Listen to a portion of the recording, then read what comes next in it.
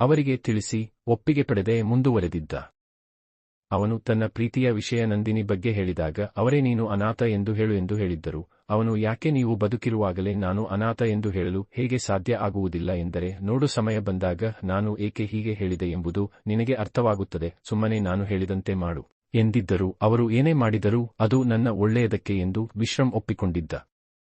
ಕೋಪದಿಂದ ಮನೆಗೆ ಬಂದವನೇ ತನ್ನ ತಂದೆಯ ಬಳಿ ಹೋಗಿ ನೀವು ಏಕೆ ಹೀಗೆ ಮಾಡಿದಿರಿ, ನಿಮ್ಮ ಮಕ್ಕಳ ಮನಸ್ಸಿನ ಜೊತೆ ಆಟವಾಡಲು ಹೇಗೆ ಮನಸ್ಸು ಬಂತು ನಿಮಗೆ, ಛೀ ನೀವೊಬ್ಬ ತಂದೆಯಾ, ನೀವು ಹೀಗೆ ನಿಮ್ಮ ಮಕ್ಕಳ ಬದುಕಲ್ಲಿ ಆಟವಾಡುವ ಸಲುವಾಗಿ ನನ್ನ ಕಡೆಯಿಂದ ಅನಾಥ ಎಂದು ಸುಳ್ಳು ಹೇಳಿಸಿದಿರಾ, ನೀವು ಏನೇ ಮಾಡಿದರೂ ನನ್ನ ಒಳ್ಳೆಯದಕ್ಕೆ ಎಂದು ನಂಬಿ ನೀವು ಹೇಳಿದಂತೆ ಕೇಳಿದೆ, ಆದರೆ ನೀವು ಹೀಗೆ ಛೀ, ನೀವು ನನಗೆ ಮಾತ್ರವಲ್ಲ ನನ್ನ ತಾಯಿಗೂ ಮೋಸ ಮಾಡಿದ್ದೀರಾ, ಹೇಗೆ ಇಷ್ಟು ಅನ್ಯಾಯ ಮಾಡಲು ಹೇಗೆ ಸಾಧ್ಯ, ನೀವು ಇದುವರೆಗೂ ನನ್ನ ತಾಯಿಯ ಬಗ್ಗೆ ಯಾವುದೇ ವಿಷಯ ಹೇಳಿಲ್ಲ, ಅವರ ಫೋಟೋ ಸಹ ತೋರಿಸಿಲ್ಲ. ಇಲ್ಲ ನಿಮ್ಮ ಬಳಿ ನನ್ನ ತಾಯಿಯ ಫೋಟೋ ಇಲ್ಲವೇ ಇಲ್ಲ, ನಿಮ್ಮ ಬಳಿ ಮಾತ್ರ ಅಲ್ಲ ಈ ಮನೆಯ ಯಾವುದೇ ಮೂಲೆ ಹುಡುಕಿದರೂ ಅವರ ಬಗ್ಗೆ ಯಾವ ವಿಷಯ ತಿಳಿಯುವುದಿಲ್ಲ.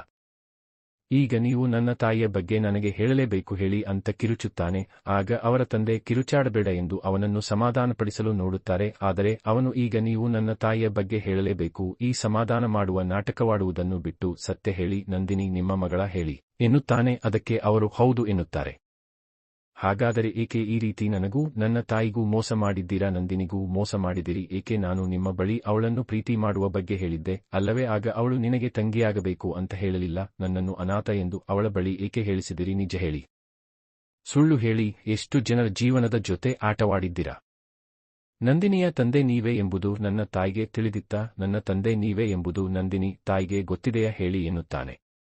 ಅವನ ತಂದೆ ನಂದಿನಿ ತಾಯಿಗೆ ಯಾವ ವಿಷಯವೂ ತಿಳಿದಿಲ್ಲ ಎನ್ನುತ್ತಾರೆ. ನನ್ನ ತಾಯಿಗೆ ಎನ್ನುತ್ತಾನೆ. ಅವರು ಮೌನದಿಂದ ಇರುವುದನ್ನು ಕಂಡು ಅವನಿಗೆ ಮತ್ತಷ್ಟು ಕೋಪ ಬರುತ್ತದೆ.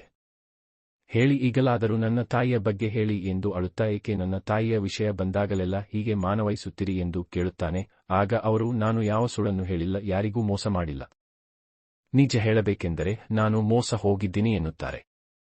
ವಿಕ್ರಮ್ ಇಲ್ಲ ಎಂದು ಕಿರುಚುತ್ತಾ ಮತ್ತೆ ಸುಳ್ಳು ಹೇಳಿ ನಾಟಕವಾಡಬೇಡಿ, ನೀವು ಎಷ್ಟು ಜನರಿಗೆ ಬೇಕಾದರೂ ತಂದೆಯಾಗಿರಿ, ಅದನ್ನು ನಾನು ಕೇಳುವುದಿಲ್ಲ, ಆದರೆ ನನ್ನ ತಾಯಿಯ ಬಗ್ಗೆ ಹೇಳಿ, ಅಷ್ಟು ಹೇಳಿ ಸಾಕು, ನಿಮಗೆ ಇನ್ನಾವುದೇ ಪ್ರಶ್ನೆ ಕೇಳುವುದಿಲ್ಲ, ಪ್ಲೀಸ್ ಹೇಳಿ ಎನ್ನುತ್ತಾನೆ. ಅದಕ್ಕೆ ಅವರು ನನಗೆ ತಿಳಿಯದೇ ಇರುವ ವಿಷಯದ ಬಗ್ಗೆ ನಾನು ಹೇಗೆ ಹೇಳಲು ಸಾಧ್ಯ ಎನ್ನುತ್ತಾರೆ. ವಿಕ್ರಮ್ ಅಂದರೆ ನಿಮ್ಮ ಮಾತಿನ ಅರ್ಥ ಏನು, ನಾನು ಅನಾಥನೇ ಎಂದಾಗ ಹೌದು ಎನ್ನುತ್ತಾರೆ ವಿಶ್ವನಾಥ.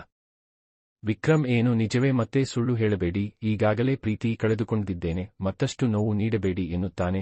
ಆಗ ಅವರು ಇಲ್ಲ, ನೀನು ನಿನ್ನ ಪ್ರೀತಿ ಕಳೆದುಕೊಳ್ಳಬಾರದು ಎಂಬ ಕಾರಣಕ್ಕೆ ಅವಳ ಬಳಿ ನೀನು ಅನಾಥ ಎಂದು ಹೇಳಿಸುವುದರ ಮೂಲಕ ನಿಜವನ್ನೇ ಹೇಳಿದ್ದೇನೆ, ಹಾಗೂ ನಿನ್ನ ಪ್ರೀತಿ ದೂರವಾಗಲು ನಾನು ಬಿಡುವುದಿಲ್ಲ, ನಾನು ಅವಳಿಗೆ ನಿಜ ತಿಳಿಸುತ್ತೇನೆ, ನಿಮ್ಮಿಬ್ಬರ ಪ್ರೀತಿ ನನ್ನ ಪ್ರೀತಿಯ ಹಾಗೆ ತಪ್ಪು ತಿಳುವಳಿಕೆಯಿಂದ ದೂರಾಗಬಾರದು ಎಂಬ ಕಾರಣಕ್ಕೆ ನಾನು ನಂದಿನಿಗೆ ನಿಜ ತಿಳಿಸಿದ್ದೇನೆ, ನೀನು ನನ್ನ ಮಗ ಅಲ್ಲ ಎಂಬ ಸತ್ಯವನ್ನು ನಾನೇ ಅವಳಿಗೆ ಭೇಟಿಯಾಗಿ ತಿಳಿಸುತ್ತೇನೆ, ನೀನು ಸಮಾಧಾನದಿಂದ ಇರು ಸಾಕು, ಎಲ್ಲವನ್ನೂ ನಾಳೆ ನಾನು ಸರಿಪಡಿಸುತ್ತೇನೆ ಎನ್ನುತ್ತಾರೆ.